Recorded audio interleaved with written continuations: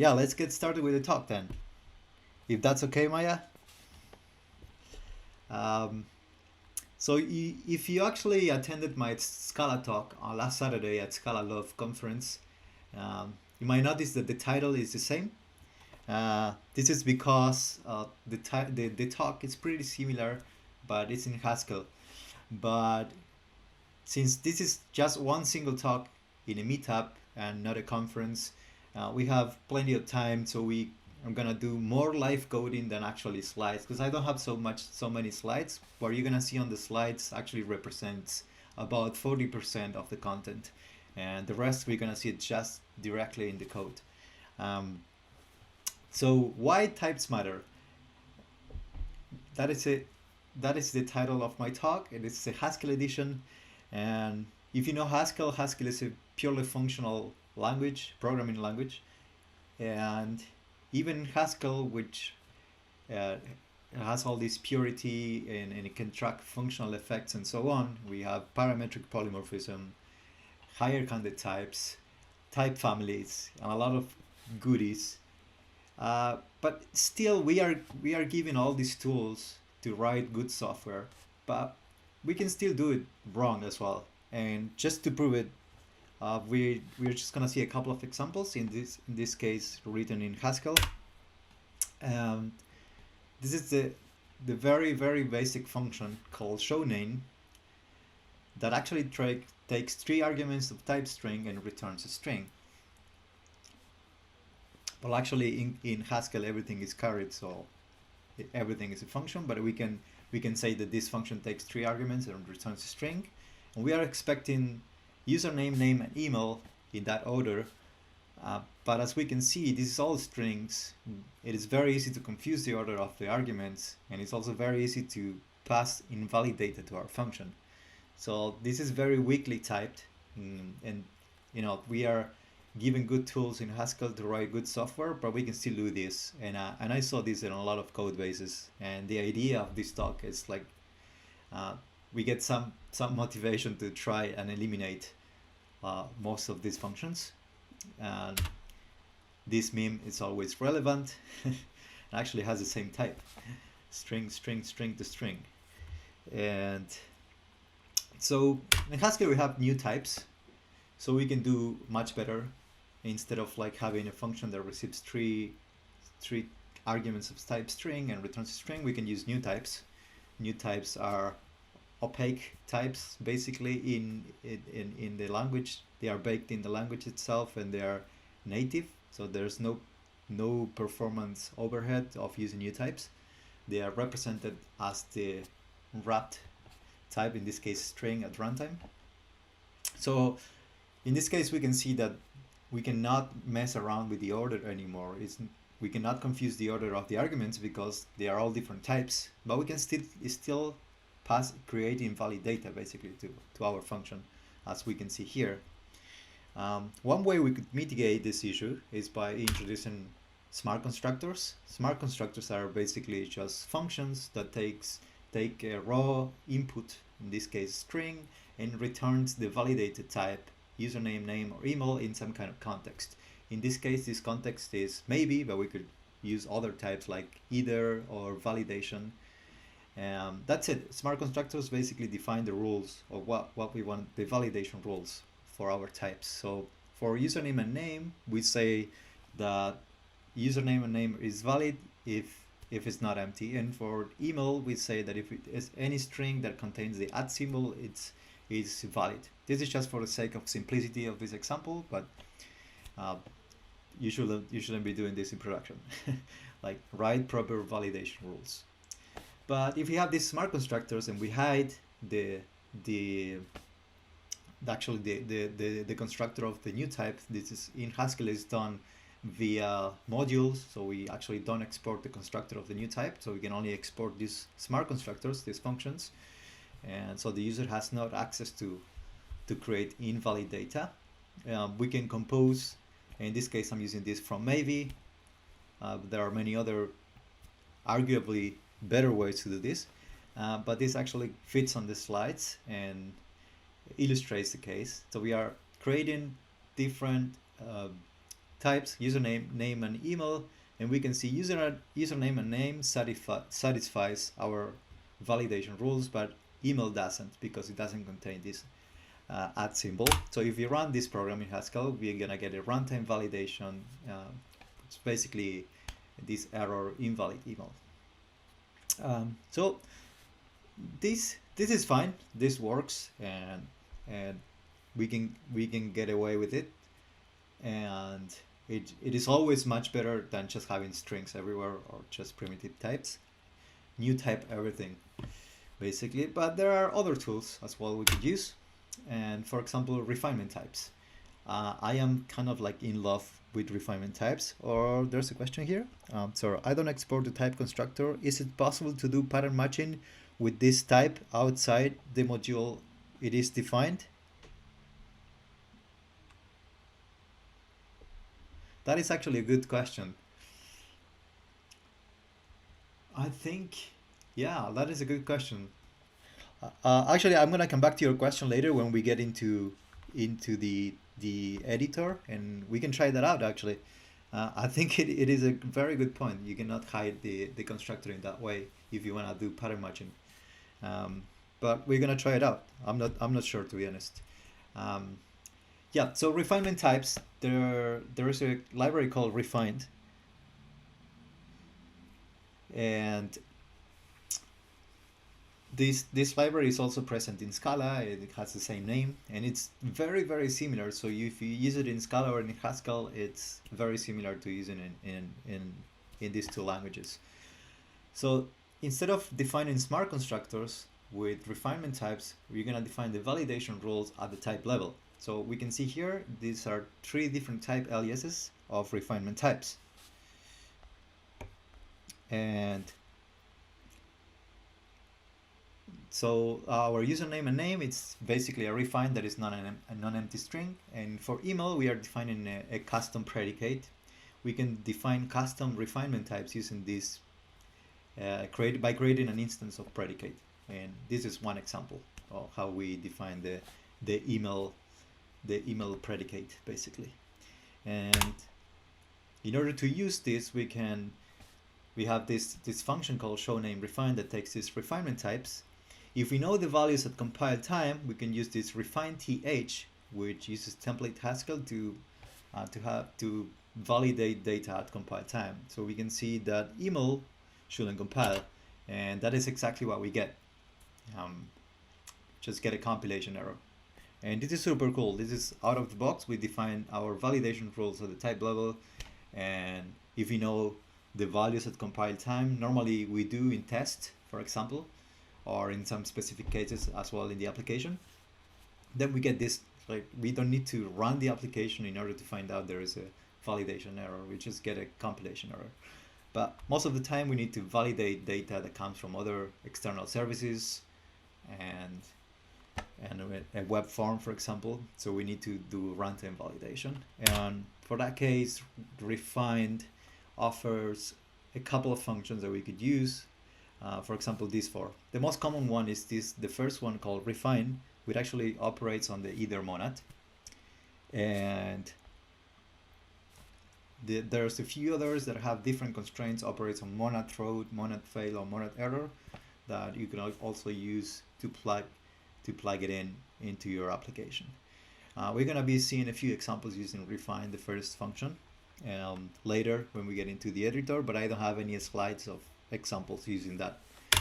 I have another example here, which is validating an HTTP URI. Again, we define a few new types and smart constructors. In this case, a host, we define it as anything that is non-empty. We are using text in this case instead of string. And a port, it's some number, some integer between 1024 and 49151.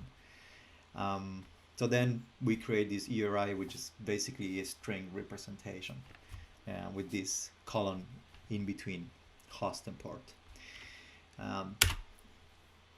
So again, we can create this using smart constructors, and we get a runtime validation. We get an invalid port error at runtime.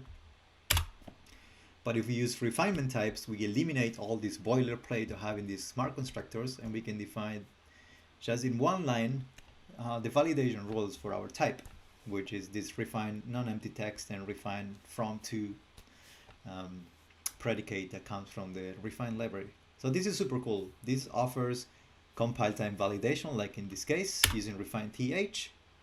But if you need to refine values at runtime validation as well, we can do it using the functions we've seen before, and we're going to see a couple of examples of that later. And I think this is super cool. We eliminate a lot of boilerplate just by defining validations at the type level, and we get compile time validation whenever we know the values before runtime. I think this is super valuable, and I recommend using refine to everyone. So we've seen a couple of predicates, but there are many more that come out of the box with the library. You can check them out. But you can also define custom predicates, as we've seen previously with the email, and here's another one. Basically, we define a data, whatever. It's basically an empty data, doesn't have any constructor, and then we defined an instance of predicate for whatever type we want to refine. In this case, we want to refine a string to be all lowercase, and that's it. That's all we need. And what else? Well, the author, in terms of performance, the author Nikita Volkov says that the unrefined function bears 0 overhead, since it unwraps new type. The refined th function bears 0 runtime overhead as well, since it simply packs a value into a new type. So if you are concerned about the performance, you can sleep well at night knowing that it doesn't have any performance overhead. But I wouldn't be too concerned anyway about this, because normally applications are IO bound, and this is not gonna be your bottleneck anyway. So having said that, I think, yeah, that's the end of the slides. You can see the code I'm gonna be presenting in this GitHub repo, and the slides that I showed to you right here on slides.com. But anyway, it's time for a live coding session and some hacking, which is the most interesting part. So we're gonna come back to that question.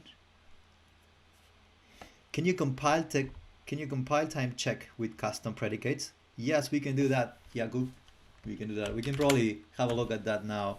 I have this repo here, and let's get right into the examples. I have the context here. Let me see if CID works.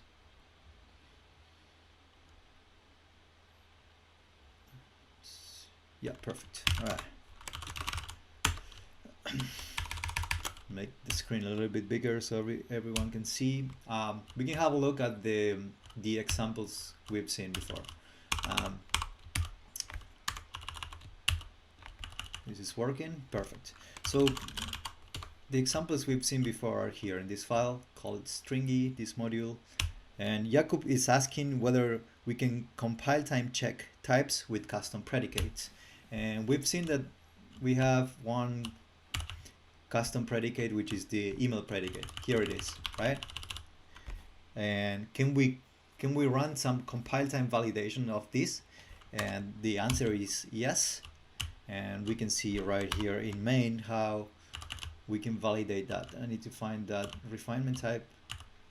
It's this one right here, right? So yeah, email is that one. So if it doesn't contain the @ symbol, this gets me a compilation error. I guess that answers your question, Jakub. And this is using template Haskell. This is refine th function we've seen. And this is super cool. What else? One thing I didn't mention, it's that, for example, we ended up here in this show name refine, which takes a username, name, and email, which are these types here. They are all refinement types. But there's an issue with this. if we go back to main, where is this invoked? Here's where we are invoking this function. The show name refine takes a username, name, and email with this apostrophe. And what happens if I just remove this username and I put it in the second place? Whoa, this still compiles. That still compiles, and that's wrong. Why is this compiling? And the thing is, we are mixing up. I mean, the validation rules for username and name are the same, which is exactly what this type represents. So there are cases when you have validation rules that are the same, but they are different types. They should be different types. And in this case, it is much better to use new types with refinement types. And that's exactly what we're going to be doing here. To fix this issue, we're going to define a new type, username R, with the constructor R of the refinement type, which is this one here. We can do the same for name.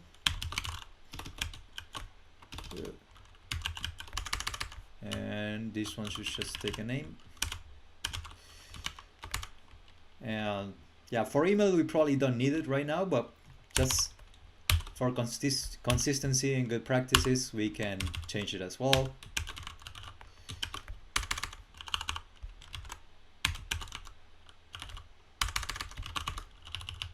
There we go. We define new types, which actually wrap the refinement types. And now we modify this one here to receive these new types over the refinement types. And what we should be doing here is pattern matching on our new types.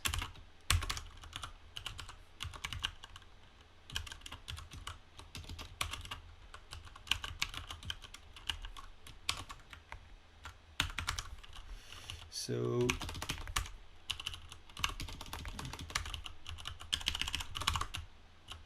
our function compiles, but we still have some errors. So now our function, which was the one that we inverted the parameters, is now compiling. And this is the right thing to do. Oh, there is a reason why this is not compiling as well, because we have different types.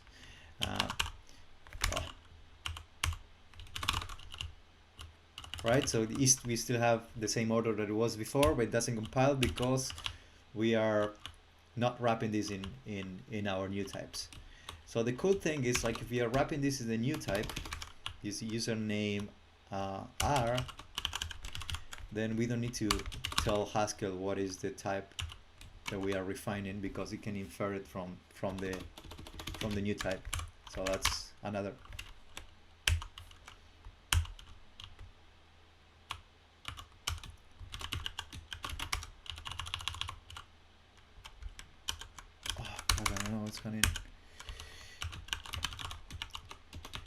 We do this one here as well, and now our code compiles. Now if we want to apply this same change once again, then this flipping the arguments, what did I do? Oh, flipping the arguments here like we've done before, then this shouldn't compile. Yeah, because now they are two different types. So this is exactly what we wanted to have. Okay, this is cool. There was a question before about exporting the type constructor and whether we could do pattern matching. I'm not sure about that, and I think that is a very good point, so we can try that one now. I don't know what there's a Scala here. There's a Scala in my buffer. Why is that? The Scala is hunting me down. Let's go back here. And what were we going to do? We're just gonna check this this file where actually we are exporting everything here. So what happens if we want to access we don't want to export this new type. Yeah, definitely. I think the question that is not gonna work at all, but we can try. So basically, what we can do here is export our make username function and make name and make email. Well, we probably need a few other functions to make the whole thing compile.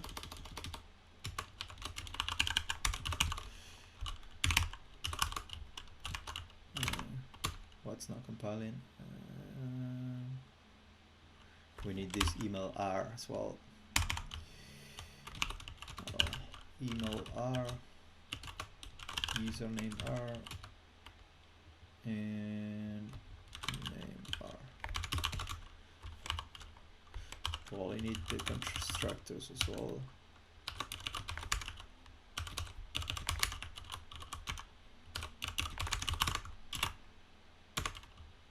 Now we get a few other errors. Oh, the name of our functions. So there's a lot of functions here. So you have to deal with manually importing them. Hopefully that's enough. What else? We can comment this out for now.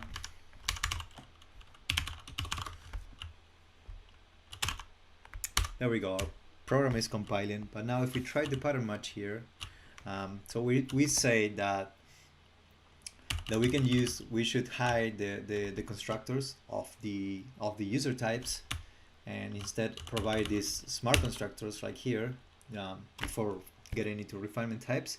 Now if we want to do something like pattern match on this, so we can write a foo and say make username foo, and we want to actually, this actually returns a maybe username, so we can say pattern match on this. So if this is just well, we could do probably this, but then we wouldn't have access to the function that actually define. We cannot pattern match. So the idea is we wanted to have something like just and pattern match on the username and get access to the inner string and do something here. And we cannot do that, but we can do here, it's just get access to the username. So I guess in this case what you want to do instead is like defining functions to get the value out of the new type and export that too instead of the constructor. So coming back to the definition of the new types here, you see that these new types don't have any fields, don't have any names. So what we can do instead, just to avoid exporting this, like the one that is after the equal is the username constructor. I think what we can do is just like define a function here like get username of type string, and we can export this function alone, and instead of defining the username, and that will give us actually what we want, right? So we can define this get username, and that will give us the access to that inner string that we wanted to access here. If we want to, right, we can just say u here, and we say get username u and nothing. We just say empty or whatever, right? So I think this is something we can probably do, and I hope that answers your question. L7 R7, and yeah, so let's get into the cool stuff now. We haven't seen yet, so let's remove all this here. We haven't seen yet validation at runtime, but I want to show you some stuff here first before we get into that. This is the example with the HTTP URI and import. You can see the code here, and there's a few cool other cool things about Refine as well. And here we are. Or we define this predicate here, 5 to 10 predicate, which is a combination using this logical predicate using AND. We combine two different predicates together. We want to combine, we want to use this for our 10 elements list. We want to have a refinement over a list of integers, and we want to say, I want this list to always have size 10. So we do that with the refinement type, which is called size equal to 10. And there's another question. Can a refine user circumvent valid new type construction with coerce? I'm not sure I understand the question. Can a refine user circumvent valid new type construction with coerce? Coerce, I'm not super familiar with the API. I know there is unsafe coerce for new types in Haskell, but to be honest, I'm not sure I can answer your question. So where were we? We were defining these refinement types. So this operates over a list of integers, and we have this function here which actually does this refine th, which uses template Haskell to validate the compile time. And if I add one more element here, you can see this is not compiling anymore, and we get this message which says size of foldable is not equal to 10. This is because it works for any foldable predicate. I think this is cool to have. We can also refine at runtime. Again, we're gonna get into that soon. And we can define another type which it's a little bit less constrained. Instead of just having a size equal to 10, we want to have a size between 5 and 10 elements, and this is how we define it here. Size greater than 4 and size less than 11. So between 5 and 10, right? So we have these numbers from 1 to 5 here. So if we define 1 to 7, that should compile because the size is still within the range that we define, 5 to 10. Now if we were to define 1 to 4, it's not greater than 4, so this doesn't compile anymore. So that's cool again. And then we have another interesting refinement type that operates over foldable types, which is this ascending refinement type, and it basically defines the order of the list. So we want to refine this list of integers to always be in ascending order. Now if we define here 3, this will work. Now if we define 0 here, that wouldn't work because it's not in ascending order. Now we put 30 back and that works. So it's always cool to have these properties with refinement types. And one more thing before we get into something else is this weakening instance. So if we have a look at these 10 elements, we say that this one should have size equal to 10. And 5 to 10 elements, it's something that is less pretentious. It just has to be between 5 and 10. So we can define this relationship by using the weaken type class, and we can say that anything that is size equal to 10 can also be 5 to 10. So if we have this function here, we can actually call weaken on this value called fixed, which actually contains a list of 10 elements, and that actually weakens the type of our function. So that's something interesting. I thought it would be cool to show as well. Now, I don't know if you recently, I was like actually preparing the talk and revisiting this code because I gave this talk last year with less examples, but since I gave a similar talk in Scala last Saturday, I just got a little bit inspired and just wanted to get into runtime validation, similar to what we have in Scala, which is super cool. And I discovered this. So well, there's a bunch of stuff here, but basically coming back to the just doing some examples of refinement types. There's a brand new example here. This is not on the slides. We define a refinement type for name, which is any non-empty text, and a refine age, which is we want to have any integer that is greater than 17. And then we define a data type person, which takes this refinement type, right? All good. Then, as we've seen before, we can validate this at compile time. Nothing new here. If we define the age is invalid here, then it wouldn't compile because we are using refine with template Haskell. But we've seen this already. Now, most of the time we're gonna be doing validation at runtime. This is using the refine function, right? Refine function returns an either of a left, either a left of with the refine exception or our refinement type constructed. So in this case, we have a function make person, which takes two raw arguments, an integer and a text representing the age and the name, and then we're gonna return an either with a left of the refine exception, or we're gonna ended up constructing our person.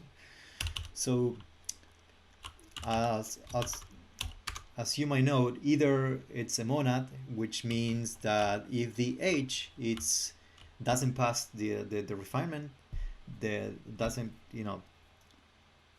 abide by these validation rules, then it's gonna short circuit there and give us the first error. That means that this validation didn't run, even if this one was invalid as well. So ideally, what we want is parallel validation, so we can validate all the input arguments at the same time in parallel, and then compose all the error messages just to give it to the errors to the user at once.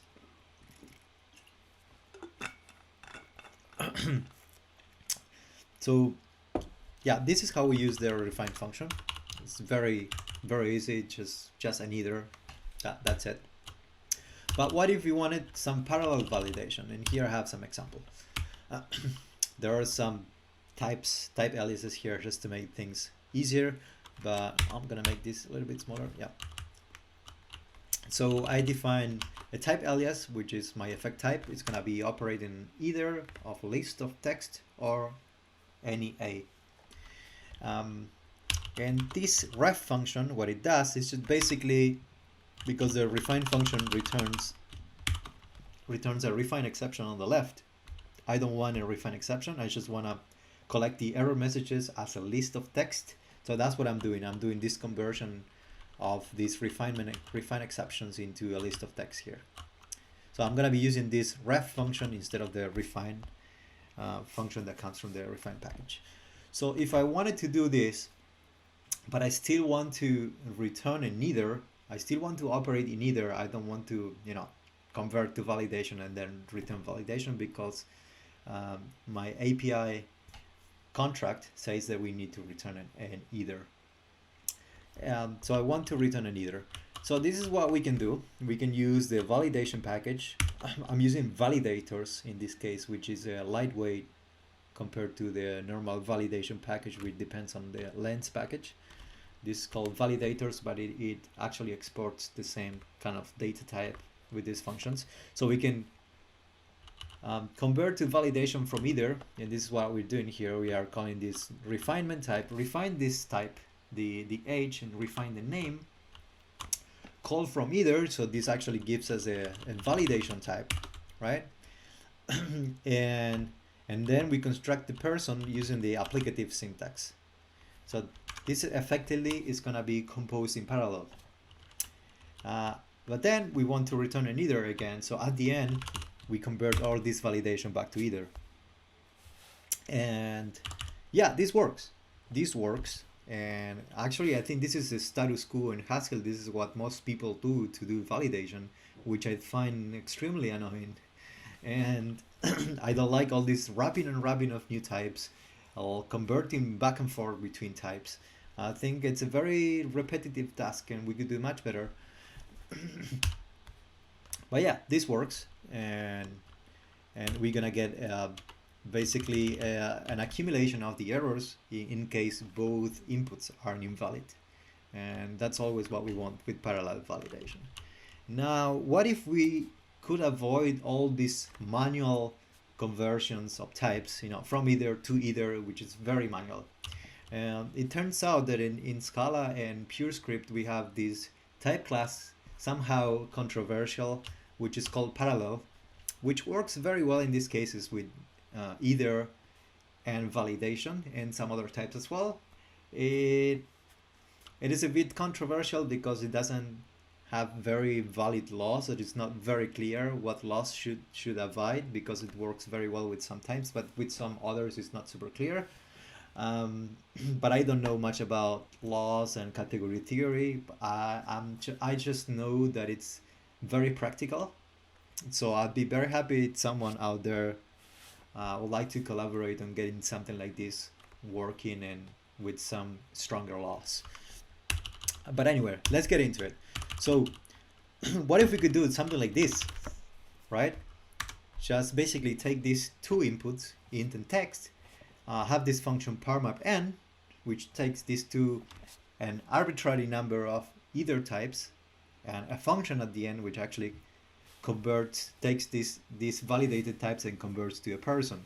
That would be amazing, right? And it turns out we could define this function. So basically in this case, it is inferred to have to receive these two ethers, but it's defined as a generic function. We're gonna see that right now. So if we call this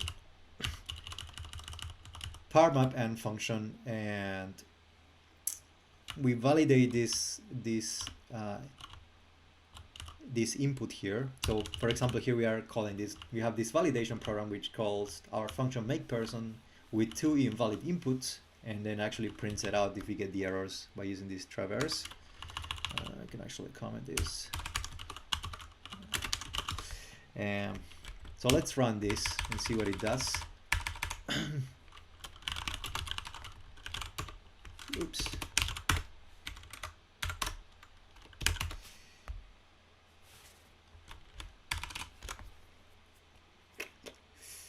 I think it is running that validation program pretty much. Yeah, so we can see the output right here, right? We got the combination of the two errors printed out into the console, like this program is doing it here. So that's cool. And let's have a sneak peek into this parmap_n function.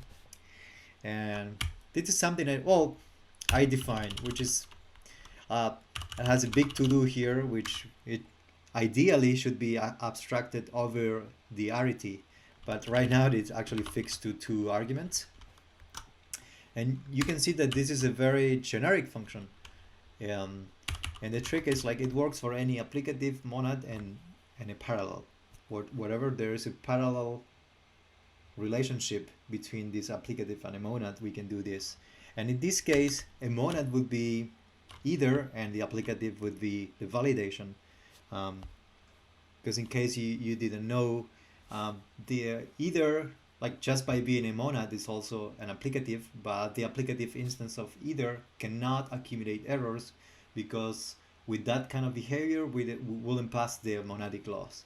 So for these kind of things, there exists this data type called validation in Haskell, validate in Scala, which actually it is not a monad.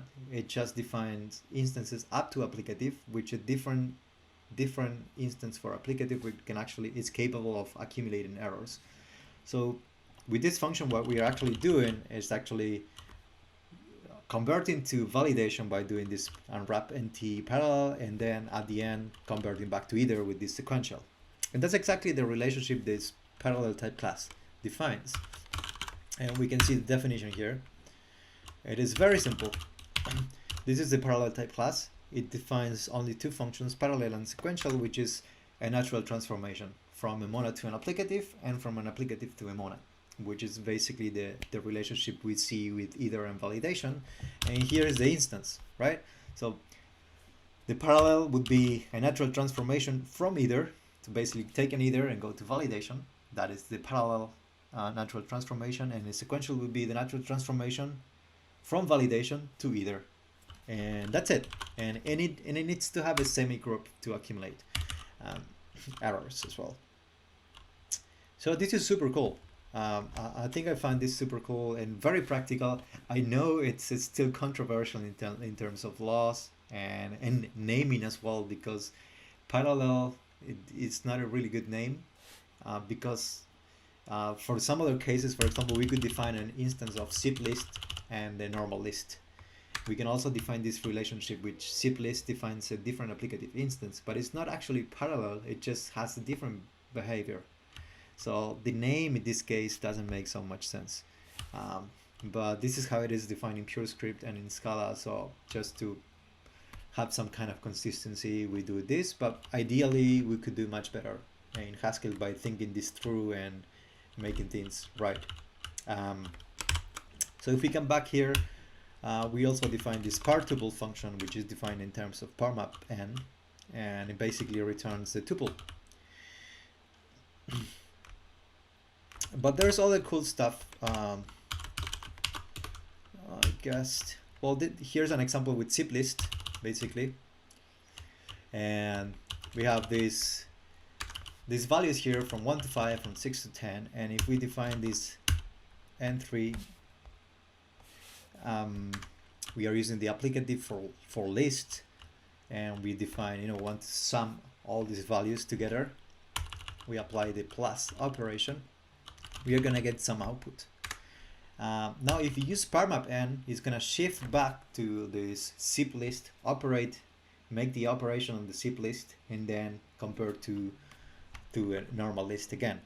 Exactly, it's gonna be doing this that is commented down there, right? This basically converting the list to zip list, and then at the end calling get zip list to get the normal list. And the output of n4 and n3 are going to be completely different. If you try this at home, you can actually clone the GitHub repo already, types matter, and you can have a look how these values are completely different, because zip list and list have different applicative instances. But that doesn't mean that zip list is parallel and the other list is sequential. It's just different, the way that it combines.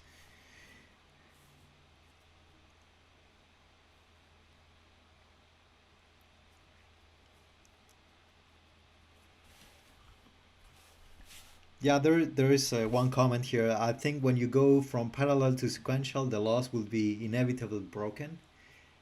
It could be. I think this needs more thoughts, but what I want to showcase here, it's actually the practical usage of this, avoiding all this unwrapping, wrapping, and lifting conversions, which is I find very annoying. I'm gonna demonstrate that. I think parmap n is one of the cool functions, but there's another function called partraverse, which is super cool, and we can define it right now. So I hope, I think partraverse is one of the functions that I use the most in Scala, and we can define that. So for example, we can see how traverse is defined. This is the definition of traverse, so we're actually copying it here. And we're going to call it partraverse.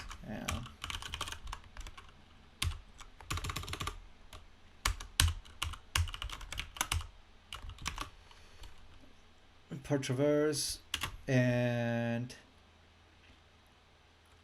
yeah. So what do we need to do here? This is how the normal traverse is defined. Normally traverse is the combination of sequence and fmap. So I think if we just were to define this, we could do sequence of map, and we need to lift the function here. Oh, we need sequence A here. Yeah. So that is the canonical definition for partraverse. But what if we want to we want to define this traverse instance, well, this traverse function would actually do things in parallel whenever we can, if we can define a relationship. For example, before defining this function, we can see an example right here. I have this function traverse either. So if we use a normal traverse and we always return a left, and then this traverse is gonna be short circuiting on the first error, and we can actually show this. What was that called? Traverse either, I think. Yeah, traverse either. So if we run this, we should see how either short circuits and shows only the first error. Yeah, left of one, right? That's we got. So what we expect with using validation, by converting this to validation and then come back, is like if we do this, then we can actually get the 10 errors, all the left, by calling per traverse. So let's go and define this function.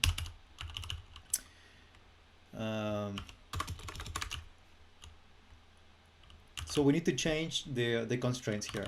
What we need is actually a monad m and a parallel from f to m. And we also need to change this f to m, which this one represents a monad now. Let's do compiles.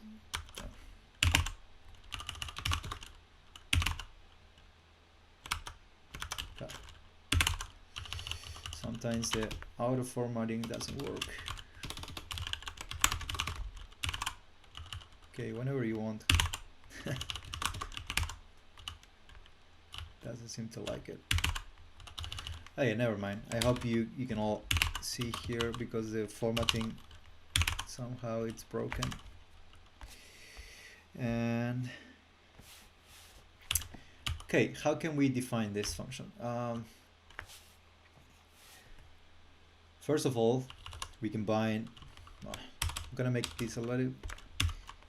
Ideally, I don't know why it doesn't want to format this. I'm just gonna close it and open it back, because sometimes it's a little bit buggy. But if I actually go here, yeah, there we go. Okay, so it is more readable now. So what do we get here? We get a function f, and then we get a traversal where I'm gonna call xs, and then we need to return m of t of b. So this is still not used. So what do we need to do first? We remember say that traversing is actually sequencing, and f mapping and then sequencing. So we can define first this f map. We can say, we define a she of a function and say that this is gonna be basically f mapping f over a, but actually we need to, well, we cannot, we want to define, this is f of a, but we actually want to convert this to our parallel definition. So what we can do here is unwrapping this natural transformation called parallel. That will be our chi of a function, and then we can actually do the traverse, which is sequence a, and then it's f map. We can actually, instead of calling f in our f map, we're gonna call this chi function, which actually will use the applicative instance of our parallel type of the list, which is xs. And finally, what we need to do is convert back to our sequential monadic data structure within this or data type, which in this case is gonna be either. So if we do this, I think that should work.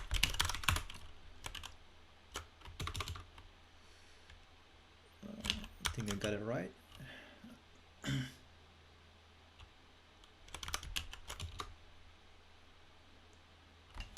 right? So we run this, we get this left one.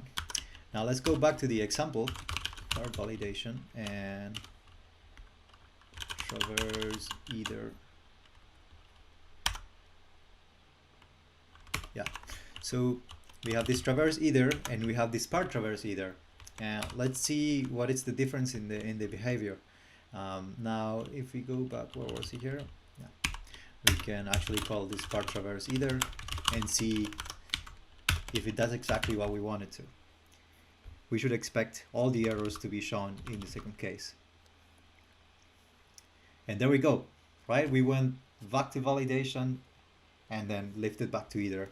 So this is a definition of traverse that actually goes to validation and comes back. It does this round trip for us. So I think I consider this very useful. There is another use case, which is actually with I/O, where we can actually part traverse a function. So here I have this function void part traverse for. We can actually do this with traverse first and see what do we expect. Basically, if we go here,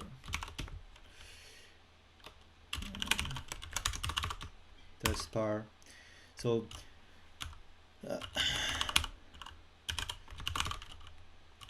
this introduces a random delay in the traverse, and then it prints it out this number. We get a 1 to 10.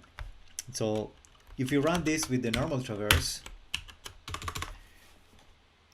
we're gonna see that this random delay waits one after another, and it prints one by one from 1 to 10, right? With the random delay, which in my case it is defined. How is this random delay defined?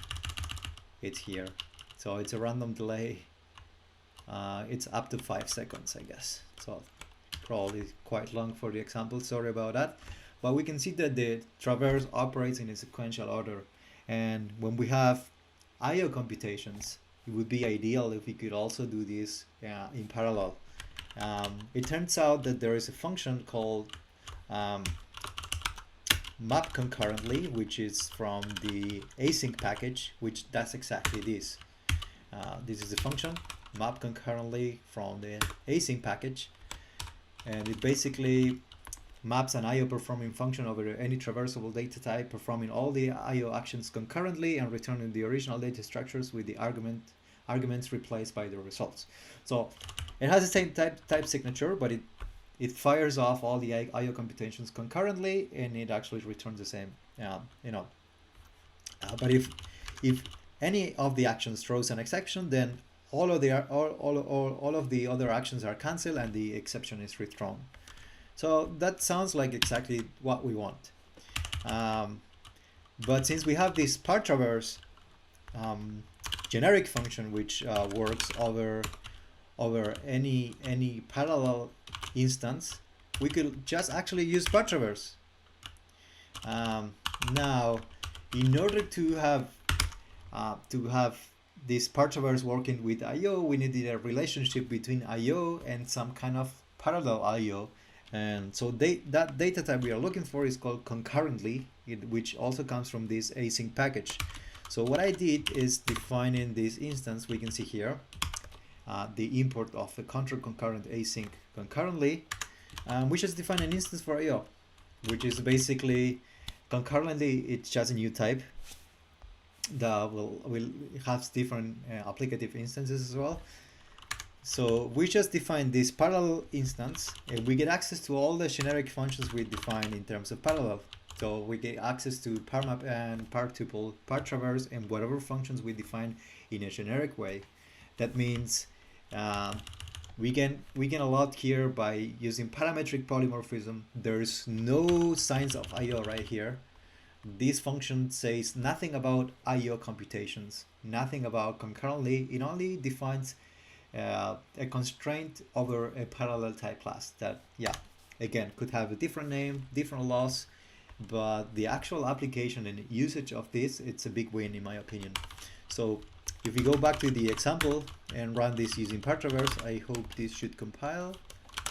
So instead of waiting like one after the other running from 1 to 10 with this part traverse, we expected it's a non-deterministic output, which random delays, which makes it interesting.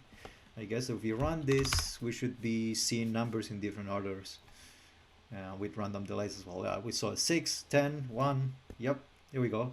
So that is awesome, I guess. Yes, we could have used map concurrently directly here, and that would work. But if we are working with functions that are abstracted over the effect side, there we want to make use of parametric polymorphism, you know, the least powerful type class and the least powerful thing that the least powerful functions that we need. We could just use part traverse, and part traverse, it's defined as we've seen and in a generic way, and we can use this with any parallel instance. So whether it's either validation, IO, currently on whatever you can come up with. I think the design space here for it's huge, and I think it's a huge win. We could do validation as we've seen with parmap_n. We could use different instances of list, such as a zip list, if there is any parallel instance. But the most interesting use cases for me, and that I use on a daily basis in the language I work on a daily basis, which is Scala, I use these functions a lot, especially around either validation and IO and the parallel IO, which in this case is called concurrently. I recently wrote a blog post about this because I think it would be really cool to get this in Haskell as well. Again, giving it more thoughts about the laws, whether the name could be better, whether we could define, you know, what it means to have this relationship from parallel to a sequential and go back. I read that it could be duoids, which are some kind of like united monoids. There could be some kind of relationship there, but so far it hasn't been discovered. You know, there's no papers or research around this topic, as far as I know. But again, I'm not an expert, and I don't know so much about Haskell because I spend more time doing Scala. But I think this is super cool, and yeah, again, if you wanna check it out, the code, it's all here. I think this part traverse definition is not there because I just write it now. I actually tried to write it before, and but I just want to do it in as a live coding session, so this is not yet uploaded. But yeah, it's all there. So I think this is all I had, and if you have any more questions, I'd be happy to answer them. You can also reach out to me on Twitter, on Gitter, or yeah, wherever you can find me. I'm there. Yeah, I hope you enjoyed it, and thanks for joining this talk. Thanks Maya for organizing together with the Scala C guys.